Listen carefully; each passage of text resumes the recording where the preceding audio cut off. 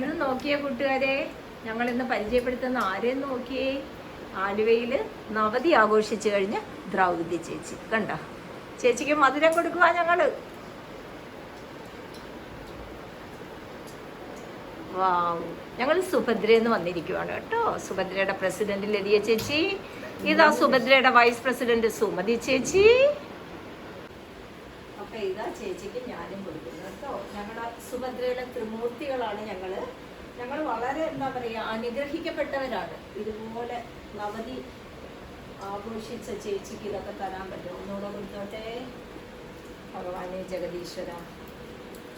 അപ്പോൾ ചേച്ചിയുടെ ഈ നവതി ദിനാഘോഷത്തിൽ അതിൻ്റെ സന്തോഷത്തിൽ ഞാൻ ചോദിക്കുകയാണ്, ചേച്ചിയുടെ കുടുംബജീവിതം, ചേച്ചിയുടെ തറവാട്, ചേച്ചിയുടെ ഓർമ്മകൾ അത് ഞങ്ങളുമായിട്ടൊന്ന് പങ്കുവയ്ക്കും.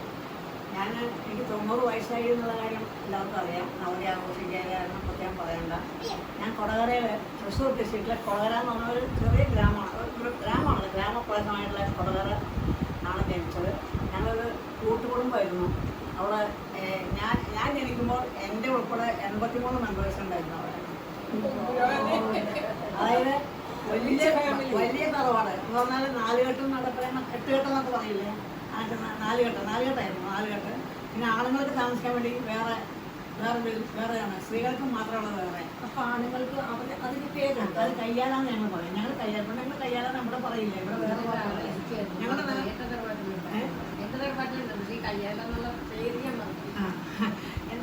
ഞങ്ങളുടെ ചാവടിന്ന്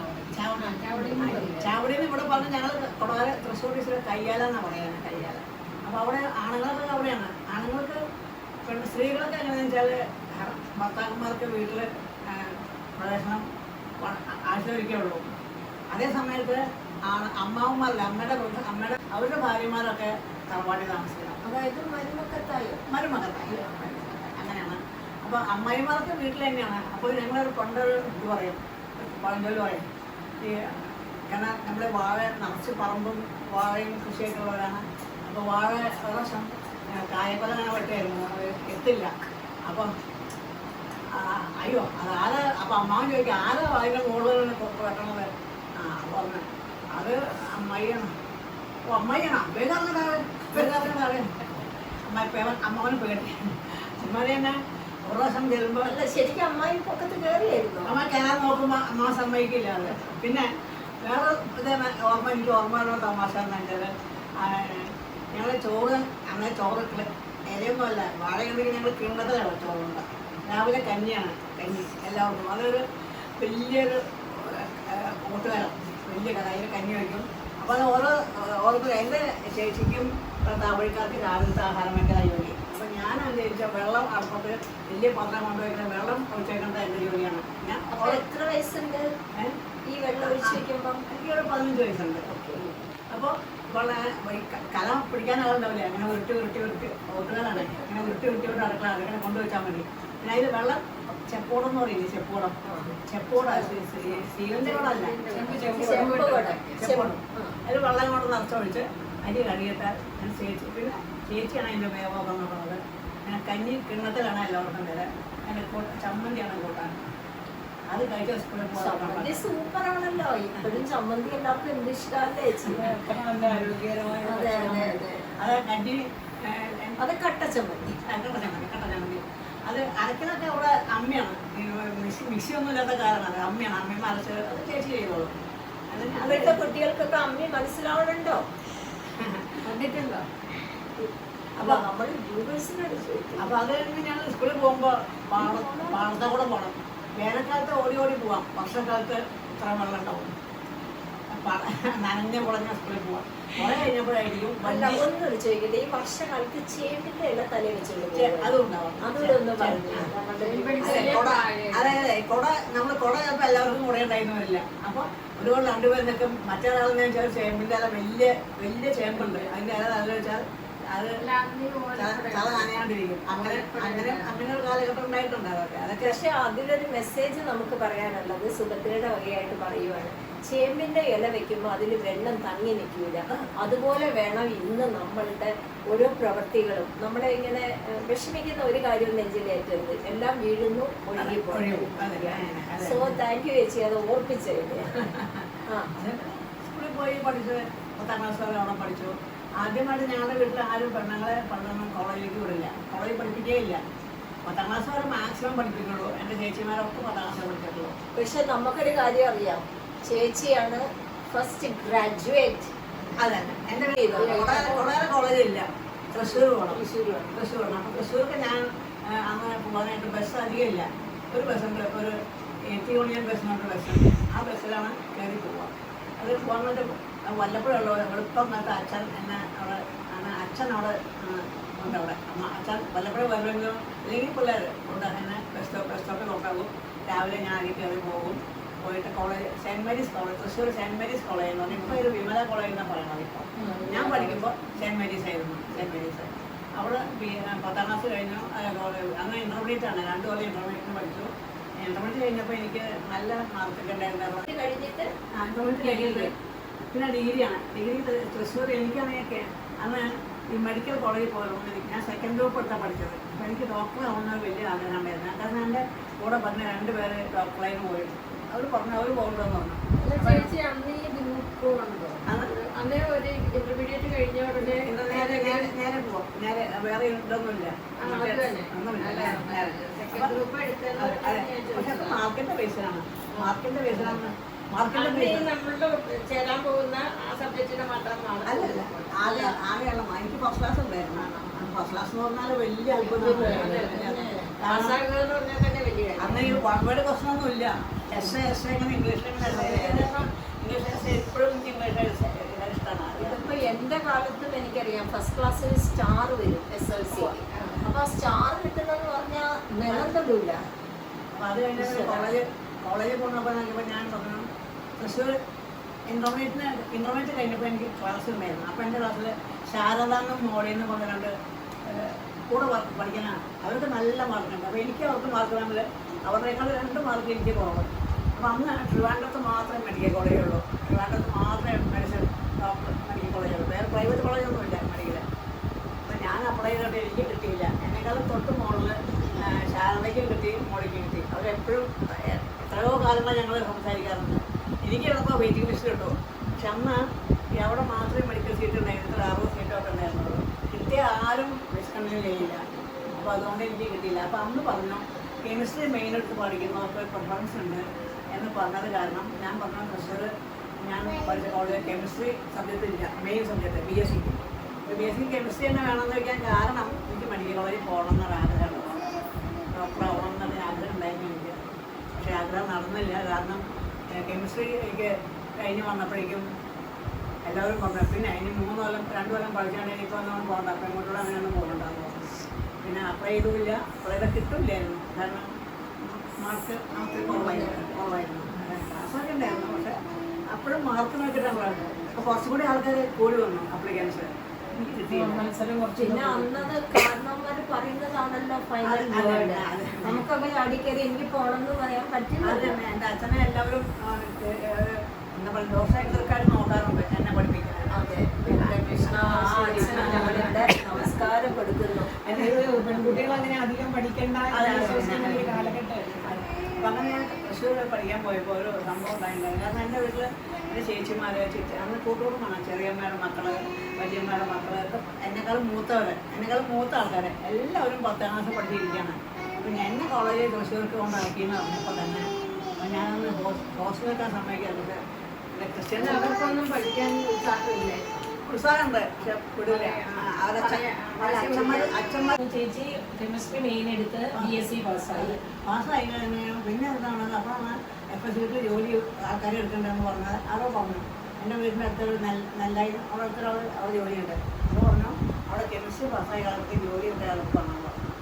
അങ്ങനെ ഞാൻ അന്ന് FSCക്ക് വലിയ കമ്പനിയാണ്. ജോലി ഞങ്ങളുടെ company first in the field എന്നാണ് പറയാം. അമേരിക്ക പോണതിന് തുല്യമാണ്. കേരളത്തിലെ നമ്പർ 1 കമ്പനിയായിരുന്നു. അപ്പം ഞാൻ BSc കഴിഞ്ഞ റിസൾട്ട് അറിയുന്ന ആ വെക്കേഷൻ കാലത്ത് അവിടെ ഒരു ടീച്ചർ, ഞങ്ങളുടെ അടുത്തൊരു ടീച്ചറുണ്ട്, അവരൊരു ഹൈസ്കൂൾ ടീച്ചറാണ്. ഓരോ ജോലി ഏതെങ്കിലും പറഞ്ഞിരിക്കുന്നത് ഞങ്ങളൊരു BEdന് BT കോളേജ് എന്ന് പറയാം. BT കോളേജിൽ പോയ സാറിൻ്റെ പോൾ സാറിന് ഒഴിവുണ്ട്. സാറ് കെമിസ്ട്രിയാണ് എടുക്കുന്നത്. ഇപ്പോൾ ജോലി പറഞ്ഞാൽ നമുക്ക് അവിടെ ഞാൻ പറഞ്ഞാൽ കിട്ടുമെന്ന് പറഞ്ഞു. ശരിയെന്ന് പറഞ്ഞാൽ അവരോട് ഞാനങ്ങനെ ഒരു 2 ടേമിൽ ഞാൻ സ്കൂൾ ടീച്ചറായിരുന്നു. എനിക്ക് ഏറ്റവും ഇഷ്ടമുള്ള ഈ ജോലിയുടെ ഇപ്പം ആലോചിച്ച് നോക്കുമ്പോൾ ടീച്ചറുടെ എനിക്ക് ഇഷ്ടപ്പെട്ടു. ഇപ്പോഴും ആ ഒരു ടീച്ചർ ടച്ച് അത് ആ ഇപ്പോഴും അന്ന് ഞാൻ പഠിപ്പിച്ച കുട്ടികൾ എത്രയോ കൊല്ലം കഴിഞ്ഞിട്ട് എന്നെ നാളെ വിളിച്ചിട്ടുണ്ടായിരുന്നു. എത്ര ടീച്ചറായിട്ട് വിളിച്ചത് ഒന്നും മിസ്സൊന്നുമല്ല അവിടെ ടീച്ചറെന്ന് പറയാം. ടീച്ചറെന്ന് അപ്പം അങ്ങനെ സംഭവം ഉണ്ടായിട്ട് എനിക്ക് അന്നൊക്കെ നമുക്കൊന്നും അറിയില്ല. പിന്നെ ജോലിക്ക് കയറി FSCT FSCT കയറാൻ കാരണം എനിക്ക് ജോലി ഇല്ലാണ്ട് ട്രെയിനിങ് വേക്കൻസി സാറ് ജോലിക്ക് പോകുന്നില്ല. അപ്പോൾ എനിക്ക് ജോലിയില്ല. അതിനൊക്കെ മുമ്പ് എൻ്റെ അടുത്ത വീട്ടിലൊരാൾ എന്നാൽ അതിനൊക്കെ FSCTയിലൊരു അയാളൊരു ക്ലർക്കായിട്ടാണ് അതിൽ. അപ്പോൾ എന്നോട് പറഞ്ഞു FSCT കെമിസ്ട്രിക്കാർക്ക് നല്ല ചാൻസ് ഉണ്ട്, അവിടെ ഒഴിവുണ്ട്, വേണമെങ്കിൽ വന്നോളാം, ഞാൻ അവിടെ പറയാമെന്ന് പറഞ്ഞു. എനിക്ക് FSCT എവിടെയാണെന്ന് അറിയില്ല. ഞാൻ അങ്ങനെ പറഞ്ഞാണ് ഞാൻ പോകുന്നത്. നെല്ലയിൽ നെല്ലയിൽ ഞങ്ങൾ ഇവിടെ അടുത്തന്നെയാണ്. അപ്പോൾ അങ്ങനെ പറഞ്ഞു ഞാൻ പോകണ്ട, നമുക്കൊന്ന് ബസ്സിൽ പോകാമെന്ന് പറഞ്ഞു. അങ്ങനെ ഞങ്ങൾ ബസ്സിൽ അങ്ങേരുടെ കൂടെ പോയി. അതിൻ്റെ അച്ഛനും കൂടെ വന്നു. അവിടെ ചെന്നപ്പോൾ ഇന്റർവ്യൂ ചോദിച്ചു നോക്കാൻ. അപ്പം കെമിസ്ട്രി നമ്മൾ പഠിച്ച വഴിയുന്നല്ലേ നമുക്ക് വിഷമല്ലോ. കെമിസ്ട്രിയുടെ പ്രോഡക്റ്റ് അമ്മോണിയ ഉണ്ടാക്കണം. അത് തന്നെ അത് നൈട്രജൻ കണ്ട് മിക്സ് ചെയ്യണം. അമ്മോണിയെ കൂട്ടി തളർത്തിരിക്കാതെ അമ്മോണിയ സൾഫേറ്റ് ഉണ്ടാവണം. ഫോസ്ഫോറിക് ആസിഡ് ഇപ്പോഴും നല്ല ഓർമ്മയാണ്. അങ്ങനെ പാക്ടം ഫോസ് എന്ന് പറഞ്ഞാൽ ഞങ്ങളുടെ അമ്മോണിയം ഫോസ്ഫേറ്റും പിന്നെ സൾഫേറ്റ് നല്ലൊരു വളമാണ്. ഫെർട്ടിലൈസർ എന്ന് പറയാൻ കാരണം കൃഷിക്ക് ആവശ്യമുള്ളതാണ്. കൃഷിക്ക് ഫ്രണ്ടാണ്. ഫ്രണ്ട് ഓഫ് ഫാർമേഴ്സ് എന്നാണ് പറയുന്നത്. ഓക്കെ. അപ്പോൾ അങ്ങനെയൊക്കെ ആയതാണ്. അപ്പൊ അവിടെ ചേച്ചി ചെല്ലുമ്പം അവിടെ വനിതകളുണ്ടോ, സ്ത്രീകളുണ്ടോ? ആ കൂടി 3 സ്ത്രീകളുണ്ടായിരുന്നു. മാലതി, ബ്രിജിത്ത്, കല്യാണിക്കുട്ടി അറിയാം. ഇവിടെ കല്യാണിക്കുട്ടി സൈക്കിൾ സീനിയറാണ്. മാലതി ഉണ്ട്, ബ്രിജിത്തുണ്ട്. അപ്പൊ ഒരു കട്ടിലിന്റെ 4 കാല് പോലെ 4ാമത്തെ കാലായിട്ട് 4ാമത്തെ സ്ത്രീകൾ ഞാനായിരുന്നു. അതിന് ശേഷം അവിടെ ഷിഫ്റ്റ് ജോലി ചെയ്ത് കാരണം സ്ത്രീകൾക്ക് അധികം ചാൻസ് ഇല്ല. പക്ഷേ അത് കഴിഞ്ഞ് പിന്നെ ഞാൻ ലാബിൽ പിന്നെ രാത്രി ജോലി ചെയ്യില്ല. ഞങ്ങൾക്ക് FSCTയിൽ ഉണ്ടാക്കുന്ന സാധനങ്ങൾ ഞങ്ങൾ അനലൈസ് ചെയ്ത് കൊടുക്കുകയാണ്. അതാണ് ഞങ്ങളുടെ ജോലി. അപ്പോൾ ഇപ്പോൾ അമോണിയം സൾഫേറ്റ് ഉണ്ടാവണമെങ്കിൽ അമോണിയയിൽ എത്ര പ്യൂരിറ്റി ഉണ്ട്. സൾഫ്യൂരിക് ആസിഡ് ആണെങ്കിൽ സൾഫ്യൂരിക് ആസിഡ്, സൾഫർ കത്തിച്ച് സൾഫർ ഡയോക്സൈഡ്, സൾഫ്യൂരിക് ആസിഡ് ഓരോ സ്റ്റേജിലും ഞങ്ങൾ അനലൈസ് ചെയ്ത് നോക്കണം. അതിന് പ്ലാനിങ് ഹൈ പ്രഷർ അമോണിയ ഉണ്ടാകുന്നത് നൈട്രജനും ഹൈഡ്രജനും മിക്സ് ചെയ്തിട്ടാണ്. അത് ഹൈ പ്രഷർ ലൈൻസാണ്. ഒറ്റ പൊട്ടിയാൽ എത്ര പേര് പ്രഷർ പൊട്ടിയിട്ടുണ്ട്. ഓർമ്മയുണ്ട്.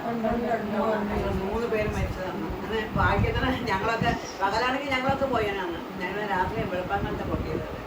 പിന്നെ ചേച്ചി നമ്മൾ കേട്ടിട്ടുണ്ട് പിന്നെ അവിടുത്തെ തിലകക്കുറിയായിരുന്നു. കാര്യം സ്ത്രീകൾ കുറവായിരുന്നല്ലോ. കുറവായപ്പം അങ്ങനെയുണ്ട്. ഞാനിപ്പോ ചോദിക്കാൻ വരുന്നത് അതല്ല. ചേച്ചിക്ക് സ്പോർട്സിലൊരു മേഖലയുണ്ട്. FSCT റെപ്രസെന്റ് ചെയ്ത് ചേച്ചി പോയത് സ്പോർട്സിന് പുഷ്പരാജ് ഗവൺമെന്റാണുണ്ട്. പുഷ്പരാജ് എങ്ങനെയാ വെച്ചാല് അങ്ങനെ വളരെ നല്ല സരസനമാണ്. അപ്പൊ അങ്ങനെ പറയും സ്ത്രീകളൊക്കെ ഞങ്ങൾക്കൊരു പ്രത്യേകതയുണ്ട്. വ്യൂവേഴ്സ് ഞങ്ങൾ ഒന്ന് ഇടപെട്ടോട്ടെ. ഞങ്ങളുടെ 2 പേര് അല്ലല്ലോ. ഓക്കെ. ഞങ്ങളുടെ 2 പേരുടെയും ഭർത്താക്കന്മാരും FSCTയിലായിരുന്നു. അതാണ് പുഷ്പരാജ് സാറിനെയൊക്കെ അറിയാന്ന് പറയണത്. ഞാനോർത്ത് എനിക്കേ അറിയാവുള്ളൂ. സാറിന്റെ ബേബിയുടെ അമ്മ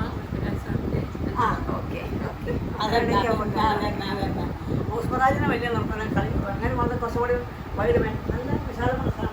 ആള് പറഞ്ഞു സ്പോർട്സിൻ്റെ സ്പോർട്സ് കോട്ടയിൽ അന്ന് ബാസ്കറ്റ്ബോൾ കളിക്കാൻ അവിടെ ത്രോബോൾ ബാസ്കറ്റ്ബോളൊക്കെ കളിക്കണ്ടായിരുന്നു. അപ്പോൾ അതിന് കുറേ ബാസ്കറ്റ്ബോൾ പ്ലെയേഴ്സിനെ എടുത്തു അവിടെ 8 പെൺകുട്ടികളെ ആണ്. മോളി ആകർഷി എന്ന് പറഞ്ഞാൽ അവിടെ ഫേമസ് ആയിട്ടുള്ള സ്ത്രീയാണ്. അവരൊക്കെ ഇൻ്റർനാഷണൽ പ്ലെയേഴ്സാണ്. അവരൊക്കെ നമ്മുടെ അവിടുത്തെ കളിക്കാൻ പോകുമ്പോൾ സ്ത്രീകൾ മുഴുവൻ പെണ്ണുങ്ങളാണ്. അപ്പോൾ പെണ്ണുങ്ങളായിട്ട് സ്ത്രീകൾ കളിക്കാൻ ബാംഗ്ലൂർ, ഡൽഹിയൊക്കെ കളിക്കാൻ വിളിക്കും. പോകുമ്പോൾ ഉത്തരാജിനാണ് നിർബന്ധം പോകണമെന്ന്. പോകുമ്പോൾ അവരെ നോക്കാനായിട്ട് സ്ത്രീകളെ തന്നെ വിടാൻ പാടില്ല. പിന്നെ അവിടെ ഷാമി സാറാണ് അവരുടെയൊക്കെ കോച്ച്. ഷാമി സാറാണ് സാറിൻ്റെ കൂടെ പെണ്ണുങ്ങളെ അങ്ങനെ അവരോട് മാത്രം വിടാൻ പാടില്ല. എന്നെ ടീം മാനേജറായിരുന്നു. Very good. ഞാൻ സ്പോർട്സിൽ ടീം മാനേജറായിരുന്നു. അങ്ങനെ ഞാനത് കാരണം ഞാനും ബാസ്കറ്റ്ബോളൊക്കെ കളിച്ചോളാം. ചേച്ചി കോളേജിലും സ്കൂളിലും കളിക്കാത്തൊരു കളിയാണ് FACT വന്നിട്ട്. സമ്മതിക്കണം. ചുമ്മാതെയാണോ ചേച്ചി ഞങ്ങളുടെ ഒക്കെ റോൾ മോഡൽ? ബാസ്കറ്റ് ചെയ്യുമ്പോൾ എനിക്ക് പൊക്കളുള്ളത് ഓരോ സീറ്റ് ഉണ്ട്. പിന്നെ ഓരോന്ന് ചിലത് അണ്ടർ ബാസ്കറ്റ് ഇടും. ഞാനാണെങ്കിൽ എനിക്ക് ലോങ് ത്രോണ് എനിക്ക് കിട്ടുന്നത്. എന്നെ ആ പൊസിഷനിൽ നിർത്തണത്. അങ്ങനെ ബാസ്കറ്റ് ബോൾ കളിച്ചിട്ടുണ്ട്. പിന്നെ ത്രോ ബോളും കളിക്കുന്നത്. ത്രോ ബോൾ എന്ന് പറഞ്ഞാൽ ഞാൻ മാറി മാറി അത് കളിച്ചിട്ടുണ്ട്. അപ്പം അങ്ങനെ അത് ആ കണക്ഷൻ വെച്ച് എന്നെ ഫോറിനിലേക്ക് വിളിക്കണം.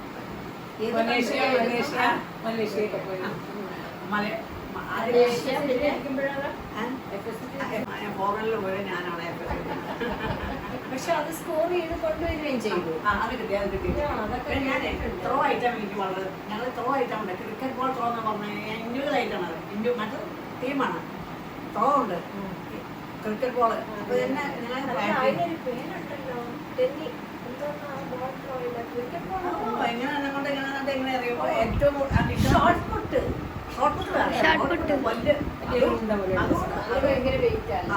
അത് വലിയ വെയിറ്റ്. പിന്നെ ഡിസ്കഷൻ ഇതൊക്കെ ഞാൻ ചെയ്ത് പോകാം. എല്ലാത്തിനും എനിക്ക് ഈ ത്രോ എൻ്റെ ഐറ്റാണ്. ഫസ്റ്റ് അല്ലെങ്കിൽ സെക്കൻഡ് എനിക്ക് കിട്ടണം. ഞങ്ങൾ ഫോറിനിൽ പോയി കളിച്ചിട്ടുണ്ട്. അവിടെ പോയി എനിക്ക് കിട്ടിയിരുന്നു. അത് തേർഡായി പോയി. അന്ന് ഇന്റർനാഷണൽ പ്ലെയറായിരുന്നു. അതെ ഇതായിപ്പോയി. അപ്പോൾ അത് കാരണം ഇവിടെ നിന്നൊക്കെ ഭയങ്കര കോച്ചിങ് കഴിക്കുമ്പോൾ പിള്ളേരുണ്ട്. ഞാൻ എന്നെ കോച്ചിങ്ങിന് വിട്ടിട്ടുണ്ട് സെൻറ്റ് മേരീസ് കോളേജിൽ. ഞാൻ ഇതിന് വേണ്ടിയിട്ട് ഞങ്ങളെ വിട്ടിട്ടുണ്ട്. അങ്ങനെ ത്രോ ഐറ്റംസിന് ഞാൻ എനിക്ക് സമ്മാനമായിട്ട് സർട്ടിഫിക്കറ്റ് എപ്പോഴും ഇരിക്കുന്നുണ്ട്. പിന്നെ ചേച്ചി എപ്പോഴാണ് ഈ സാമൂഹ്യ സാംസ്കാരിക മേഖലയിലേക്ക് കാലെടുത്ത് വെച്ചത്? അന്നേ ഉണ്ടോ അതോ പിന്നീടല്ലേ ചേച്ചി ആലുവയുടെ? ഇപ്പം ചേച്ചിയുടെ ഔദ്യോഗിക ജീവിതം എന്ന് പറഞ്ഞാല് വളരെയധികം വളരെ ഇഷ്ടമായിരുന്നു. വളരെയായിരുന്നു. അത് കഴിഞ്ഞ് പിന്നെ ഇപ്പോൾ ജോലി കാലത്ത് നമുക്ക് വലിയ ബുദ്ധിമുട്ടുണ്ടായിട്ടില്ല. പിന്നെ അത് കഴിഞ്ഞ് പിന്നെ അത് തന്നെയല്ല എല്ലാവരും ഓർക്കുന്നത് ഈ ചേച്ചി കാർ ഓടിച്ചായിരുന്നു പോണത്. അത് ശരി. അതായത് ഞങ്ങൾക്ക് ഈ മാനേജറായി കഴിഞ്ഞാൽ കെമിസ്ട്രി എന്ന് പറഞ്ഞാൽ first third chemistry second year കഴിഞ്ഞ പിന്നെ പ്രൊമോഷൻ മാനേജർ ചെയ്തവരാണ്. മാനേജറായാൽ പെണ്ണുങ്ങൾക്കാണെങ്കിൽ അതിന് മുമ്പുള്ള പോസ്റ്റൊക്കെ സ്കൂൾ പാലൻസ് കിട്ടുള്ളൂ. അപ്പം ഞാൻ അങ്ങോട്ട് സ്കൂൾ പാലൊക്കെയായിരുന്നു. അപ്പം ഞാനത് എന്നെ സ്റ്റാർട്ടർ കൂടെ കൊണ്ടാക്കുന്നൊക്കെ പറഞ്ഞു. ഞാൻ അലവൻസ് മേടിക്കാറില്ല. ശമ്പളം നമ്മൾക്ക് എല്ലാവരും കിട്ടുന്നതൊക്കെ മേടിക്കുമല്ലോ. പിന്നെ ഞാൻ കാർ ലോൺസ് മാനേജറായപ്പോൾ കാർ ലോൺസ് കിട്ടുന്നത്. കാർ ലോൺസ് അപ്പോൾ ഞാൻ കാർ മേടിച്ചു. ആദ്യം ഞാൻ ഡ്രൈവർ വെച്ചുകൊണ്ട് പോകാറുള്ളത്. പക്ഷെ അത് അവർ പറഞ്ഞു കാർ തന്നെ ഓടിക്കുന്നവർക്ക് കാർ ലോൺസ് കൊടുക്കുള്ളൂ എന്ന് പറഞ്ഞു. പിന്നെ കാർ കമ്പനിക്കാണ് ഒരു ഞാൻ കാർ ഓടിച്ച കമ്പനി എത്രയോ പ്രാവശ്യം. അന്ന് ചേച്ചി കാർ ഓടിക്കുമ്പോ നമുക്ക് വിരലിൽ പോലും എണ്ണാൻ ആരുമില്ല. സ്ത്രീകളില്ല. ഇപ്പോഴും എനിക്ക് കാർ ഇപ്പോഴത്തെ കാർ ഓടിക്കാൻ ഞാൻ നമ്മളെ ഇവിടെ താമസിക്കാൻ വന്നപ്പോഴും ഞാൻ ഇവിടെ കാർ ഓടിച്ചു. കാർ സൈഡിൽ കാറൊക്കെ വലിയ പാടാണ്. പക്ഷെ എനിക്ക് ഇപ്പോഴും അറിയാം എൻ്റെ ഓഫീസിന് എടുക്കുമ്പോൾ മൊത്തം എടുക്കാനൊക്കെ. അപ്പൊ പിന്നെ ഇത് പറഞ്ഞാട്ടെ, സാമൂഹ്യ സാംസ്കാരിക മേഖലയില് അതായത് നമ്മുടെ മാമിയാണ്. ഇപ്പം മീനാക്ഷി മാമിയാണ് എന്നെ ആദ്യമായിട്ട് ജയന്തി അമ്മനാണ് കണ്ടത്. ജയന്തി പിന്നെ നമുക്ക് ഇവർ രണ്ടുപേരും ആലുവയിലെ ഒരു മംഗളാമണ്ഡലം ഉണ്ടാക്കിയിട്ടായിരുന്നു. അപ്പം മംഗളാമണ്ഡലം ഞാൻ ജോലി പിന്നെ ചേച്ചിയുടെ അമ്മ മൃണാളിനി. ഞാൻ എഫ്എസിലുള്ള പണി ജോലിയുള്ള ഇതൊക്കെ ഉള്ളപ്പോൾ ഉണ്ടെങ്കിൽ ഞാൻ മമ്മിയുടെ കൂടെ ജയന്തി കൂടെ വലിയൊരു ഫ്രണ്ട്ഷിപ്പ് ഇല്ലായിരുന്നു. പക്ഷെ മാമിയെ വലിയ കാര്യമായത് മാമിക്കും പറ്റില്ല. മാമിയാണ് അവിടുത്തെ ലീഡർ. മാമിയാണ് പക്ഷേ ഫൈനാൻസ് ചെയ്യുന്നത് കൂടെ ബിസിനസ് ഭയങ്കര പൈസക്കാരിയാണ്. ഭയങ്കര പൈസ തൊട്ട് മൊത്തം അവരുടെ വീട് കെട്ടണം. അതൊക്കെ പോയിട്ട് എല്ലാം ബുദ്ധിമുട്ടായി അവർക്ക്. അപ്പോൾ എഫ്എസിയുടെ ജോലിയുള്ള കാലത്ത് തന്നെ ഞങ്ങൾക്ക് എഫ്എസിയിൽ ഈ ചപ്പാത്തി കൊടുക്കാനാണ് പരിപാടിയുണ്ടായിരുന്നു.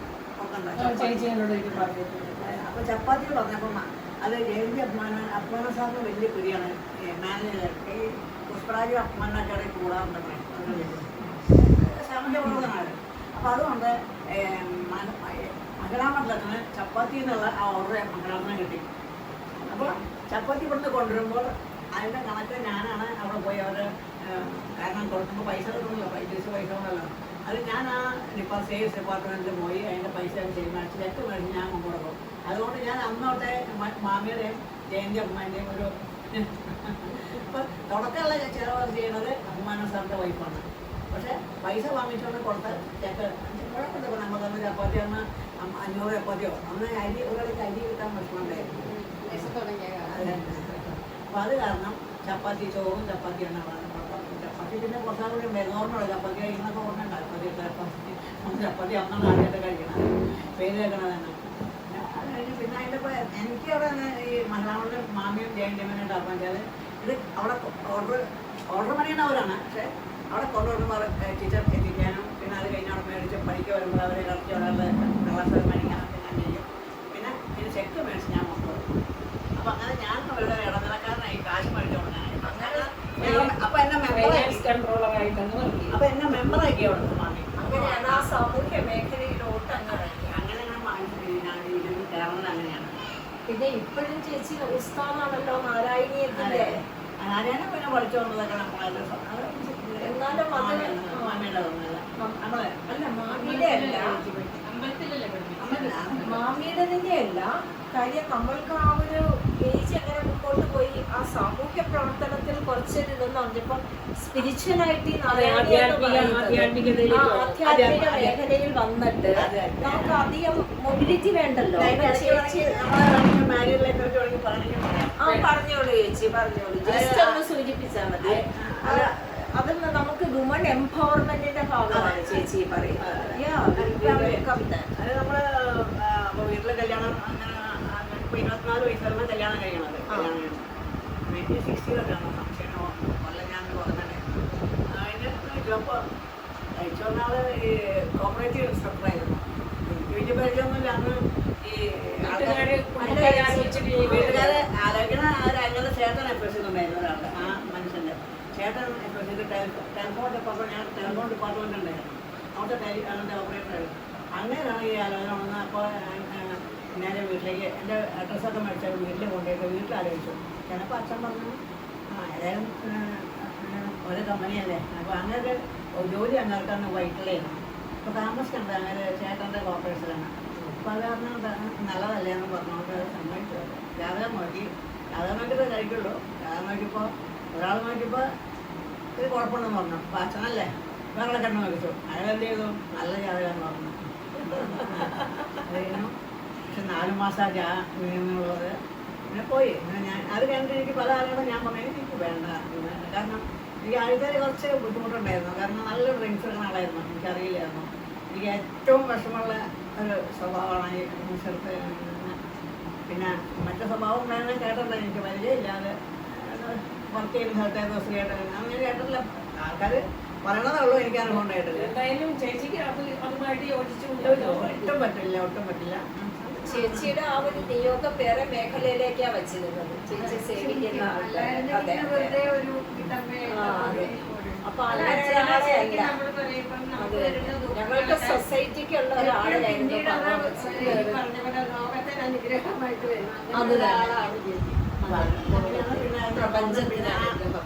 പിന്നെ ഞാൻ ചോദിച്ചാൽ വീട്ടിൽ നമ്മുടെ വീട് കുട്ടികളെ ആദ്യം പഠിപ്പിക്കാറില്ല. ആദ്യമായിട്ട് ആണെങ്കിൽ ചേട്ടനാണ് ഞാനാണ് വളരെ കൊണ്ടുവന്ന് ഇവിടെ ചെറിയ ശാരിയുടെ വീട് ഒരു ഔട്ട് ഹൗസിനായിരുന്നു. ശാരിയുടെ വീട് എന്ന് പറഞ്ഞാൽ പാലസ് ഹൗസ് അറിയാം.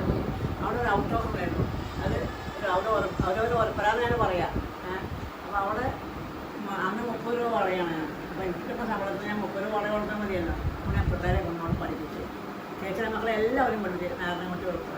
ചേച്ചി അന്നത്തെ 30 രൂപ എന്ന് പറഞ്ഞാൽ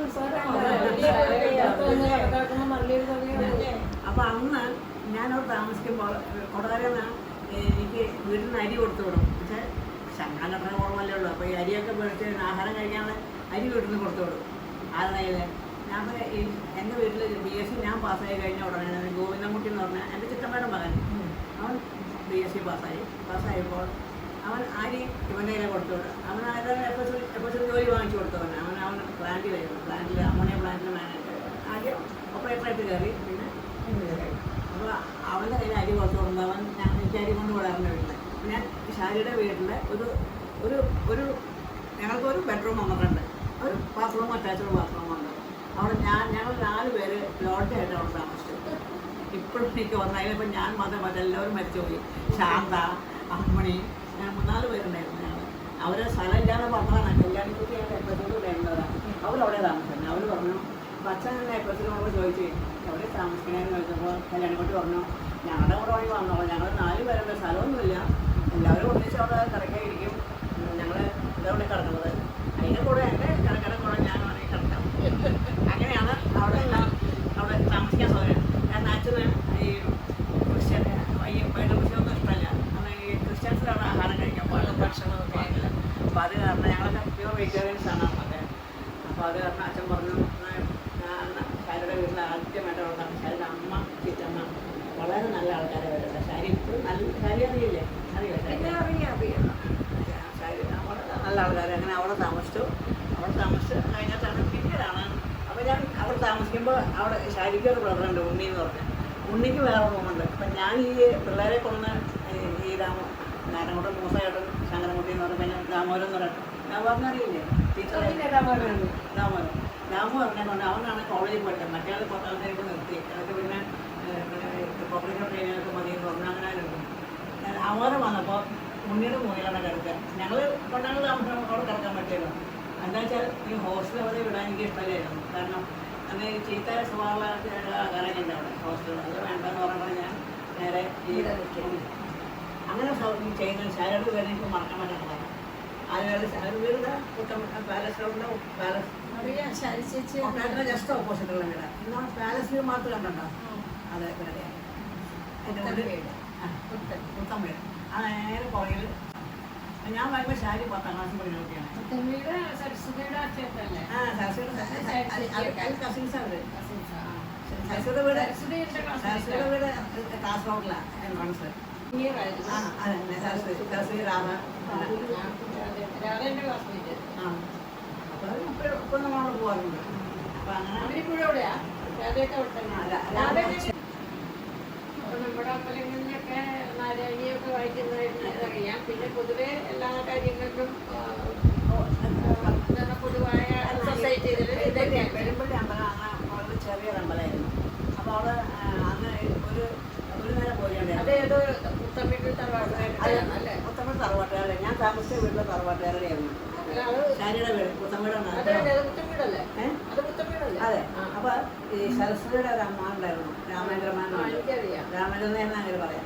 അപ്പോൾ രാമേന്ദ്രമാനാണ് ആ അമ്പലത്തിൽ പുത്തമ്മീട്ടുകാരുടെ അമ്പലമാണ് അവരുടെ മകനാണ്. ഒരു കൊല്ലം ശാരിയുടെ വീടായിരുന്നു നോക്കും, ഒരു കൊല്ലം ആ വീട്ടായിരുന്നു നോക്കും. ശാരിയുടെ അത് ചേർച്ചേൻ്റെ മക്കളാണ്.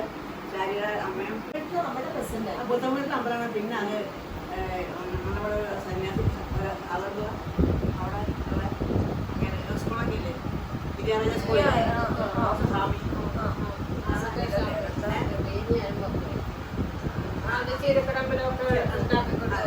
അങ്ങനെയാണ് പെരുമ്പള്ളി അമ്പലം. അപ്പം അന്ന് ഇവർ വിട്ടു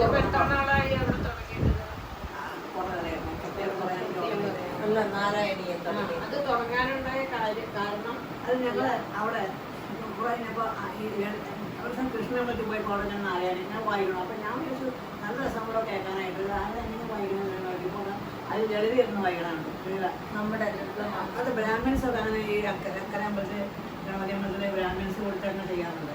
ലളിത ഞാൻ നല്ല രസം കൂടെ വരുന്നതുകൊണ്ട് ഞാൻ അത് ശ്രദ്ധിച്ചു. ഞാൻ എല്ലാവരോട് ചോദിച്ചു. അപ്പോൾ അതിൻ്റെ കുട്ടികളില്ലേ ഞാൻ വെള്ളം വന്നു നാരായണിയാണ് ഉള്ളത്. അപ്പം ഞാൻ അയ്യോ നല്ല രസമാണ് ബുക്ക് നാരായണെന്ന് വന്നാൽ അതിൻ്റെ കഥയൊക്കെ പറഞ്ഞു. നാരായണ ഇതെങ്ങനെ ഇന്നതാണ് മുഴുവനും കൃഷ്ണനെ പറ്റി ഭഗവാനെ പറ്റിയുള്ളതാണ്. അതാണ് സന്ധ്യയ്ക്ക് നാമജപത്തിനേക്കാളും ഇതൊക്കെയാണ് ചോദിച്ചാൽ.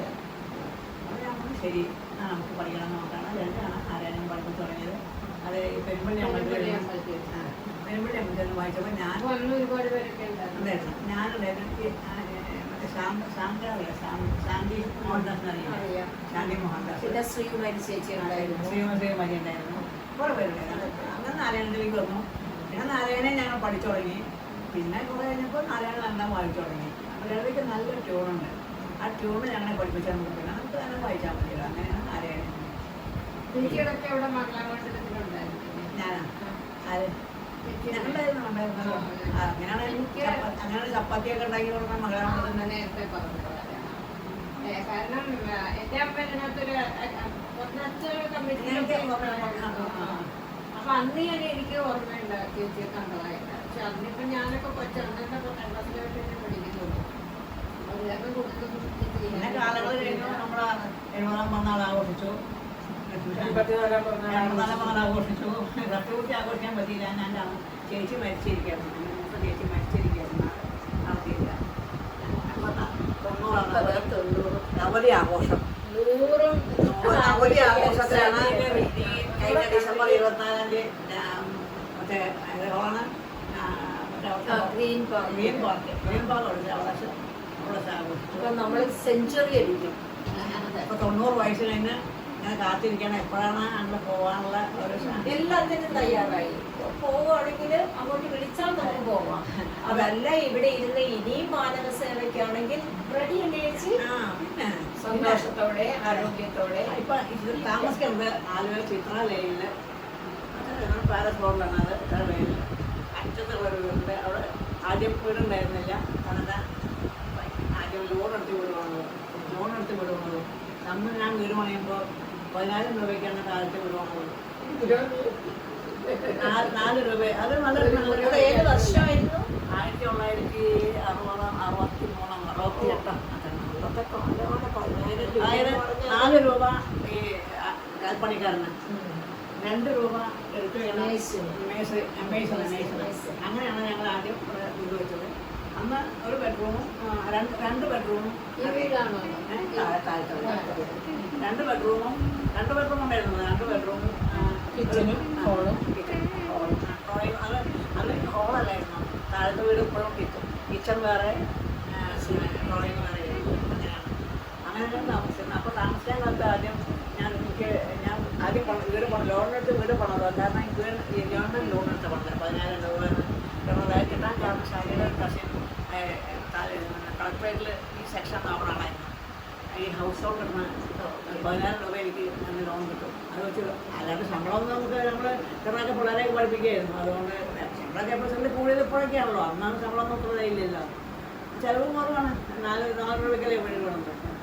പിന്നെ ആ വീട് വെച്ച് ആദ്യം ഞാൻ വാടകയ്ക്ക് കൊടുത്തു. കാരണം ഈ വീടിൻ്റെ ലോൺ അടയ്ക്കാനുള്ള കാശ് കിട്ടാൻ അങ്ങനെ കണ്ടു. അത് കഴിഞ്ഞ് കുറേ പിള്ളേരൊക്കെ വന്നു. ഓരോ പോയിന്റിലും വൈസ് തിങ്കിങ് ആയിരുന്നു. വളരെ വീട് പണിതിട്ട് പൊസസീവായിട്ട് നീ കയറി താമസിക്കണമെന്ന് തോന്നാതെ അതിനെ വാടകയ്ക്ക് കൊടുത്ത് അത് വീടെന്ന്. അപ്പൊ അതൊരു ലൈഫ് സക്സസ് കീ ആണല്ലേ? കാരണം ഞാൻ എൻ്റെ വീട്ടിൽ സ്വത്തും ഇഷ്ടം വരെയുണ്ട്. പക്ഷേ അമ്മമ്മയുടെ കാലമാണ്. അമ്മമ്മരൊന്നും വീട്ടിൽ സ്വത്തും തരില്ല, ഒട്ടും പൈസ തരില്ല. പിന്നെ അച്ഛനാണെങ്കിൽ വയസ്സായി, അന്നത്തെ കാലം അങ്ങനെയാണ്. അച്ഛൻ. അപ്പോൾ അത് കാരണം ഞാൻ എൻ്റെ ശമ്പളം കൊണ്ട് തന്നെ ഞാൻ 10,000 രൂപ ആകെ വന്നത്. അന്ന് മതിലൊന്നുമില്ല. ഞാൻ വെറുതെ ഒരു മറ്റേ വേലി മരി കെട്ടി. അപ്പോൾ അന്ന് ഞാൻ വിചാരിച്ചിട്ടുണ്ട് എന്തെങ്കിലും മതിൽ കെട്ടണം ഞാൻ വിചാരിച്ചു. അപ്പോൾ അന്ന് മതിൽ കെട്ടാൻ കാശില്ല. 10,000 രൂപയ്ക്ക് വീട് വെച്ചു. അത് ലോൺ എടുത്ത് വെച്ചതാണ്. മാസം തോറും ശമ്പളത്തിൽ പിടിക്കുന്നത് 110 രൂപയൊക്കെ പിടിക്കുന്നുണ്ട്. അങ്ങനത്തെ പിടിക്കുന്നത് അത്രേ പിടിക്കാറുള്ളൂ. പിന്നെ പിള്ളേർക്ക് പൈസ അങ്ങനെയൊക്കെ ഉണ്ടായിരുന്നു. അങ്ങനെ കഴിഞ്ഞു. അപ്പോൾ അത് കഥ കഴിഞ്ഞാൽ പിന്നെ 4 കൊല്ലം വാടകയ്ക്ക് കൊടുത്തു. ശാലയുടെ വീട്ടിൽ താമസിച്ചു. ഞങ്ങൾ ലോഡ്ജ് ഉണ്ടായിരുന്നു. 4 പേര് ലോഡ്ജായിട്ട് താമസിക്കുന്നത്. അവിടെ മുറിയുണ്ടെന്ന് പറഞ്ഞിരുന്നു. അങ്ങനെയാണ് ലോഡ്ജിൽ താമസിക്കുന്നത്. പിന്നെ അത് കഴിഞ്ഞ് കഴിയുമ്പോൾ ഈ 4-ാം കുട്ടിയൊക്കെ പഠിക്കാൻ വന്നപ്പോഴാണ് പിള്ളേരെ കൊണ്ട് പഠിപ്പിച്ച് അവർക്കൊരു വാടകയ്ക്കുള്ള വീട് കുറഞ്ഞ പോരാ. ചെറിയ വീടാണ്. എനിക്ക് നമുക്ക് അപ്പോഴും കുറച്ചും കൂടി നമ്മൾ അഡ്വാൻസ് ആയി. അത് കാരണം അത് കഴിഞ്ഞിട്ട് ഈ വീട് വാടകക്കാര് ഒഴിഞ്ഞപ്പോൾ പിന്നെ വാടകയ്ക്ക് കൊടുത്തില്ല. അങ്ങനെ ഒരു എത്ര കൊല്ലം വാടകയ്ക്ക് കൊടുത്തത്. ചേച്ചി ഒരുപാട് സന്തോഷം ഇത്രയും ഞങ്ങളോട് പറഞ്ഞു. ഞങ്ങൾക്ക് ഇനി ഒരു ചോദ്യം ചോദിക്കാൻ. ചേച്ചിയുടെ ഈ സ്വർണ്ണ തിളക്കമുള്ള ഒരു ലൈഫ് തന്നെയാണ്. അത്രയും പറയാനുള്ളത്. അതിൽ നമുക്ക് വരും തലമുറയോട് എന്താ പറയാനാണ് അതുകൊണ്ട് നമുക്ക് പറയാനേ? വരും തലമുറയ്ക്ക് എന്ത് സന്ദേശം കൊടുക്കാം? ഞാൻ പറയും, എത്ര വിദ്യാഭ്യാസമാണ് ഏറ്റവും വലിയ ധനം എന്നാണ് ഞാൻ മനസ്സിലാക്കുന്നത്. വിദ്യാഭ്യാസം ഉണ്ടായ വിദ്യ കൊണ്ട് ജീവിക്കാമെന്നാണ് പറയുന്നത്. അതൊരു ചൊല്ലുണ്ടല്ലോ. വിദ്യാധനം സർവ്വധന പ്രധാനം. അത് ഞാൻ അടിവാരായിട്ട് പറയും. എത്ര പൈസ എൻ്റെ സ്വന്തം അനുഭവത്തോട് പറയാണ്. എത്ര പൈസ എൻ്റെ വീട്ടിലുണ്ടായിട്ട് എനിക്ക് എന്നെ പഠിപ്പിക്കാൻ ആർക്കും ഇല്ലായിരുന്നു. ഞാൻ വീട്ടിൽ പഠിച്ചത് ഞാൻ പഠിച്ചപ്പോൾ ഞാൻ ഇപ്പം എൻ്റെ വീട്ടിലെ മിക്ക എല്ലാ കുട്ടികളും കോളേജിൽ പോകണോ, ഡോക്ടറാവണോ, എഞ്ചിനീയറാവണോ. അപ്പോൾ അത് അവർക്കൊക്കെ പ്രധാനം. അവർക്കൊക്കെ ഞാനാണ് അവർക്ക് എപ്പോഴും ഞാനാ പ്രചോദനം കൊടുക്കുക. ചേച്ചിയാണ് കള്ളന്മാർക്ക് തട്ടിയെടുക്കാൻ പറ്റാത്ത ധനമാണ് വിദ്യാഭ്യാസം. അതെ വിദ്യാഭ്യാസം സർവ്വധനാൽ പ്രധാനം. അത് ഞാൻ മെസ്സേജ്. അതാണ് മെസ്സേജ് എൻ്റെ വീട്ടുകാർക്കൊക്കെ ഇപ്പോഴും വീട്ടിലെ ആൾക്കാർക്ക് എന്നെ മണിയെന്നെ വിളിക്കാം വീട്ടില് മണി വന്നിട്ടുണ്ടെങ്കിൽ നമുക്ക് ചോദിക്കാം മണിയേച്ചി ചോദിക്കാന്ന് പറഞ്ഞ് എത്രയോ പിള്ളേരെ ഞാൻ പേര് കേട്ടിട്ടുണ്ട്. അയ്യോ വളരെ സന്തോഷം, വളരെ സന്തോഷം, ഏതായാലും ഒരുപാട് സന്തോഷം. സന്തോഷം നിങ്ങളെക്കാളൊക്കെ കൂടുതൽ സന്തോഷം എനിക്കാണ്. കാരണം എനിക്ക് വേണ്ടി ഇത്രയും ബുദ്ധിമുട്ട് നിങ്ങൾ എൻ്റെ അടുത്ത് വന്നു. ഞങ്ങൾക്കൊന്നും ബുദ്ധിമുട്ടില്ല ചേച്ചി. സന്തോഷം മാത്രം. ഇതെല്ലാം ഞങ്ങൾക്കൊരു നിയോഗം പോലെ ഭഗവാൻ തന്നു ഞങ്ങളെ. എനിക്കാണ് സന്തോഷം കൂടുതൽ ഞാൻ വിചാരിക്കണം. കാരണം നിങ്ങളൊക്കെ ഇത്രയും ആത്മാർത്ഥമായിട്ട് എന്നോട് ഇത്ര സ്നേഹം കാണിച്ചതിന് എനിക്കെന്ന് നന്ദി പറഞ്ഞെന്ന് എനിക്കറിയില്ല. ഞാനൊരു കാര്യം കൂടെ ഒന്ന് പറഞ്ഞോട്ടെ. ആ. ഞാൻ സാധാരണ വൈകുന്നേരം കുറഞ്ഞേരം മലയിലൊക്കെ ഇരുന്നിട്ടുണ്ട്. അപ്പൊ ഓഫീസ് വിട്ട് ഇങ്ങനെ വരുമ്പോൾ ഞാൻ കണ്ടിട്ടുണ്ട് ചേച്ചി ഓഫീസ് വിട്ടിട്ട് ബസ് ഇറങ്ങിയിട്ട് ചേച്ചി ഇങ്ങോട്ട് നടക്കുകയാണ്. അപ്പൊ ഞാൻ ഈ സൈഡ് സീറ്റിൽ ഞാൻ എപ്പോഴും ഇരിക്കുള്ളൂ. അപ്പൊ അത് കാരണം എനിക്ക് ചേച്ചിയെ കാണാൻ വന്ന്. അപ്പൊ പുറകിൽ നിന്നല്ലേ വരുന്നത്, ചേച്ചി ഇങ്ങോട്ട് നടക്കുന്നു, ഞാൻ ഇരിക്കുന്ന ബസ് ഇങ്ങോട്ട് നടക്കുന്നു. പക്ഷെ ആ പുറകിൽ നിന്ന് ചേച്ചിയെ കാണുമ്പോൾ തന്നെ ഞാനിങ്ങനെ കുറച്ച് ആദ്യമൊക്കെ കരിയായിട്ട് കാഷ്വലായിട്ട് അങ്ങനെ വിട്ടുപോയി. ആരോ ഒരാൾ കൊടുക്കുന്നു നടത്തുന്നു.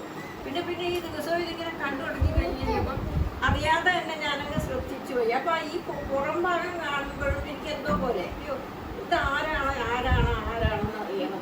അപ്പൊ ഞാൻ പിന്നെ തിരിഞ്ഞു നോക്കിയപ്പോഴാണ് പിന്നെ ചേച്ചിയുടെ മുഖമൊക്കെ കാണുന്നത്. നല്ല സുന്ദരിയായിരുന്നു കേട്ടോ ചേച്ചിയുടെ. ഇപ്പോഴും സുന്ദരിയാണല്ലോ.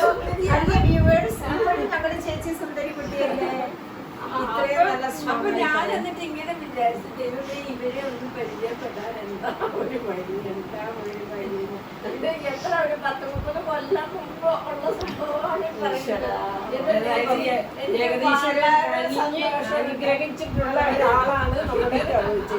അപ്പൊ ലതിക ചേച്ചി, your dreams come true through our Subhadra. എന്റെ ജീവിതത്തിലെ ഏറ്റവും വലിയ Our Subhadra. So we are also happy അല്ലേ ചേച്ചി? ഇത് നോക്കിയേ, ഞങ്ങള് ഹലോ വ്യൂവേഴ്സ്, ഞങ്ങൾ കൺക്ലൂഡ് ചെയ്യാൻ പോവുകയാണ്. ഇതാ ഞാൻ കാണിക്കുന്നു ഞങ്ങളുടെ വീഡിയോഗ്രാഫർ കുട്ടി. എവിടെ give a big thanks to her. അവൾ അമ്മുക്കുട്ടിയുടെ അനിയത്തിക്കുട്ടി ഇതായിരിക്കുന്നു. ഇതാ ഞങ്ങൾ ടീം മുഴുവനുണ്ട്. സുഭദ്രയിലെ സെക്രട്ടറി പ്രസിഡന്റ് ലതിക ചേച്ചി ആൻഡ് വൈസ് പ്രസിഡന്റ് സുമതി ചേച്ചി, ഞങ്ങളുടെ പ്രിയങ്കരിയായ 9 വയസ്സായ നവതി ആഘോഷിച്ച ഞങ്ങളുടെ ദ്രൗപതി ചേച്ചി, കുഞ്ഞുമക്കൾ അമ്മുക്കുട്ടിയും നന്ദു കുട്ടിയും. Thank you viewers for watching. Thank you every one. Okay viewers, thank you. Please watch our video, like it, share and subscribe. Thank you all. Thank you.